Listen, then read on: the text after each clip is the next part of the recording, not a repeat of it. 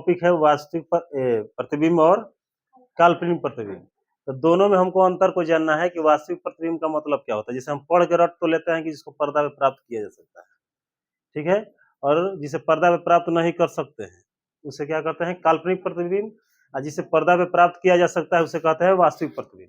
अब इन दोनों के बीच हमको अंतर को समझना है, वास्तव में होता क्या है। नहीं तो नॉर्मल हम पढ़ के जा रहे हैं पर्दा का पर्दा पर्दा करते रहेंगे, पर्दा का मतलब मुझे भी नहीं करता है।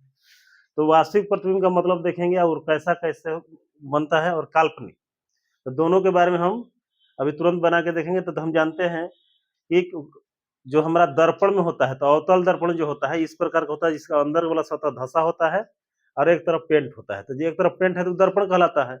और लेंस का मतलब होता है जिसका कोई सतह पेंट नहीं होता है, वही हमारा क्या कहलाता है, लेंस। तो हमारे पास अवतल दर्पण है जो कि वास्तविक प्रतिबिंब बनाता है, और अवतल लेंस है जो कि काल्पनिक बनाता है। अब इन दोनों से प्रतिबिंब बनाकर हम देखेंगे कि हमारा वास्तविक प्रतिबिंब किस प्रकार बनता है, कैसे उसको पर्दा प्राप्त करते हैं, और काल्पनिक प्रतिबिंब को हम कैसे बना सकते हैं या नहीं बना सकते हैं। क्योंकि कल्पना है तो कल्पना को बनाया ही नहीं जा सकता है, ठीक है। तो अब ये दोनों प्रतिबिंब को हम लोग बना के देखेंगे इसमें, ठीक है। और पता है अवतल दर्पण बनाता है वास्तविक वास्तविक प्रतिबिंब हम देखेंगे उल्टा बनता है, सीधा बनता है, क्या बनता है, अभी तुरंत हमको समझ में आ जाएगा, ठीक है। अब इसको हम लोग देखते हैं। तो सबसे पहले हम वास्तविक प्रतिबिंब बनाते हैं। हमारे पास क्या है, अवतल दर्पण। अवतल दर्पण सबको पता है प्रतिबिंब कैसा बनता है, वास्तविक प्रतिबिंब बनता है। वास्तविक प्रतिबिंब कैसा होता है, उल्टा होता है और पर्दे पे प्राप्त किया जा सकता है। तो अभी हम समझेंगे पर्दा आखिर मतलब क्या होता है, जो किताब में लिखा रहता है। तो जैसे अब यहाँ है हमारे पास मोमबत्ती है जो कि एक वस्तु के रूप में लिया गया है, और इस वस्तु का ही हमको प्रतिबिंब बनाना है। और पर्दा के रूप में हमारा क्या है, सामने का दीवाल है। अब इसी का प्रतिबिंब हम क्या करेंगे, दर्पण के सहारे इससे प्राप्त करने की कोशिश करेंगे। अगर इस पे बन जाएगा तो वास्तविक प्रतिबिंब होगा, नहीं बनेगा तो काल्पनिक। अब ये हमारे पास याद रखेंगे अवतल दर्पण है, ठीक है। अब इसको जैसे ही हम प्रतिबिंब वस्तु के पास लाते हैं तो देखते हैं कि दीवार पे कुछ दिखाई दे रहा है, और इसको बढ़िया से अगर फिगर देखा जाए देख रहे हैं कि क्या है, कि मोमबत्ती ही जल रहा है लेकिन उल्टा जलते हुए दिखाई पड़ रहा है। तो अभी बताया था कि जो वास्तविक प्रतिबिंब होता है कैसा प्रतिबिंब होता है, काल्पनिक। भले वास्तविक प्रतिबिंब होता है और उल्टा दिखाई पड़ता है, तो यहाँ उल्टा चल रहा है। अब दूसरा हम चीज देखेंगे, वास्तविक प्रतिबिंब जो है, अब जैसे जैसे वस्तु देखना, हम क्या कर रहे हैं, यहाँ से अभी प्रतिबिंब सॉलिड बन रहा है। अब जैसे जैसे हम क्या कर रहे हैं, मोमबत्ती के पास आ रहे हैं, वस्तु के पास जा रहे हैं, दूरी कम कर रहे हैं, तो प्रतिबिंब देखेंगे कैसा बनते जा रहा है। धीरे धीरे क्या होगा, थोड़ा सा बड़ा दिखाई दे रहा है, लेकिन बड़ा दिखाई देते देते क्या होगा, एक समय ऐसा आएगा कि पूरी तरह से क्या होगा, खत्म हो जाएगा, ठीक है। अब यहाँ पर देख सकते हैं प्रतिबिंब हमको क्या है, दिखाई देना बंद हो चुका है। अब यही थोड़ा दूर पे जाते हैं, अब इतना बड़ा बन रहा है, देख रहे हैं कितना, जब प्रतिबिंब क्या हो रहा है, दर्पण और प्रतिबिंब एक बहुत पास आ जा रहे हैं तो क्या हो रहा है, बहुत बड़ा बन रहा है, देख रहे हैं बड़ा बनते जा रहा है। जैसे पास जैसे आ रहे हैं तो क्या हो रहा है, बड़ा बन रहा है।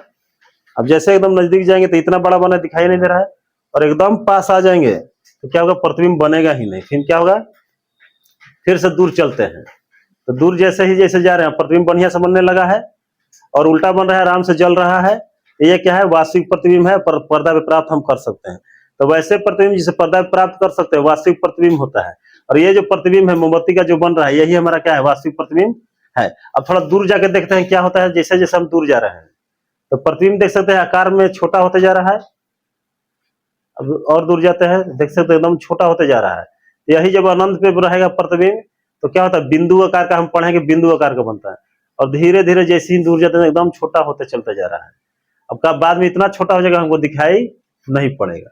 तो अनंत में जब वस्तु रहेगा, अनंत का मतलब क्या होता है कि ये अपने जितना भी उसका वक्रता त्रिज्या है, जिस गोला का ही भाग होगा, उससे अगर हम बाहर चल जाते हैं तो वो अनंत कहलाता है। उस स्थिति में जो ये दर्पण प्रतिबिंब बनाएगा काफी ज्यादा छोटा बनाएगा। फिर से हम इसके पास आते जा रहे हैं तो देख रहे हैं कि प्रतिबिंब धीरे धीरे साइज बढ़ते जा रहा है। अब जैसे जितना नजदीक जाएंगे उतना क्या होगा, देखते हैं कि लॉ यहाँ पर क्या है, बड़ा होते जा रहा है। यानी दर्पण के नजदीक वस्तु जाता जाता है, जितना जाएगा उतना बड़ा प्रतिबिंब बनेगा। और दर्पण एकदम पास आ जाएगा यहाँ ध्रुव और फोकस के बीच, तब जाकर प्रतिबिंब बनना क्या हो जाता है, बंद हो जाता है, ठीक है। यह हमारा क्या है, वास्तविक प्रतिबिंब। अब देखते हैं थोड़ा काल्पनिक प्रतिबिंब तैयार करना। तो काल्पनिक प्रतिबिंब के लिए हम लेते हैं अवतल लेंस। हमको पता है कि इसमें क्या होता है, काल्पनिक प्रतिबिंब बनता है, और कैसा बनता है, सीधा बनता है। देखते हैं अब यहाँ जैसे ही हम लाते हैं दर्पण, ठीक है, ये अवतल लेंस है। अब देख सकते हैं हमारे पास क्या रिफ्लेक्शन के चलते बन जा रहा हूँ, जैसे दर्पणों पर रहता है तो इनमें से लाइटवा मार रहा है तो लाइटवा दिखाई दे रहा है। ध्यान देंगे अब हमारे पास, हाँ, अब अवतल लेंस लेते हैं जो कि क्या है, काल्पनिक प्रतिबिंब रहता है, और इसको हम क्या करते हैं यहाँ पर फिट कर देते हैं स्टैंड में, और इससे जो होता है काल्पनिक प्रतिबिंब बनता है। अब इसको लेंस के सामने हम रखते हैं, लेंस को वस्तु के सामने रखते हैं। तो अब यहाँ देख सकते हैं कि इसके आगे पीछे कितनों हम कर रहे हैं, कोई इधर प्रतिबिंब प्राप्त नहीं हो रहा है। इसका कारण क्या है कि ये कोई भी वास्तविक प्रतिबिंब नहीं बनाता है। जब वास्तविक प्रतिबिंब बनाएगा नहीं तो दर्पण पे हमारा पर्दा पर कोई प्रतिबिंब प्राप्त होगा नहीं। तो हम पढ़े हैं कि काल्पनिक प्रतिबिंब को कभी पर्दे पर प्राप्त कर नहीं सकते हैं। जब पर्दा पर प्राप्त नहीं कर सकते हम तो यहाँ बने कैसे, तो हम इसको देख नहीं सकते हैं। इसलिए हम कल्पना कर रहे हैं कि ये भी क्या है, कहीं ना कहीं प्रतिबिंब बना रहा है, इसलिए इसको बोलते हैं हम क्या है, काल्पनिक प्रतिबिंब। इसीलिए बोला जाता है कि पर्दा पे प्राप्त नहीं हो रहा है, बस वो हमारा क्या है, एक कल्पना है कि इसके द्वारा प्रतिबिंब बन रहा होगा, तो कहाँ बन रहा होगा। अब उसके अलावा हम देख लेते हैं कि हमारे जो मोबाइल होता है, मोबाइल फोन, वो कैसा प्रतिबिंब बनाता है। ठीक है, ठीक है। अब मोबाइल हमें चेहरा देखने में इस्तेमाल होता है ज्यादातर, बाल उलझाने में। ठीक है, ऐनक का जगह ले लिया है। तो हम देखते हैं कि जो समतल दर्पण होता है उसके द्वारा प्रतिबिंब कैसा बनता है। अब ये भी हम दिख रहे हैं कि इसके सामने मोबाइल को भी ले जा रहे हैं प्रतिबिंब मोमबत्ती के सामने, तो इसका भी प्रतिबिंब इस पर्दा में प्राप्त नहीं हो रहा है। यानी जो हम बाल झाड़ने के क्रम में मोबाइल का इस्तेमाल करते हैं, इसका आगे वाला शीशा का, तो वो भी क्या है, एक काल्पनिक प्रतिबिंब बनता है, उसका भी हम पर्दा पे वास्तविक प्रतिबिंब प्राप्त नहीं कर सकते हैं।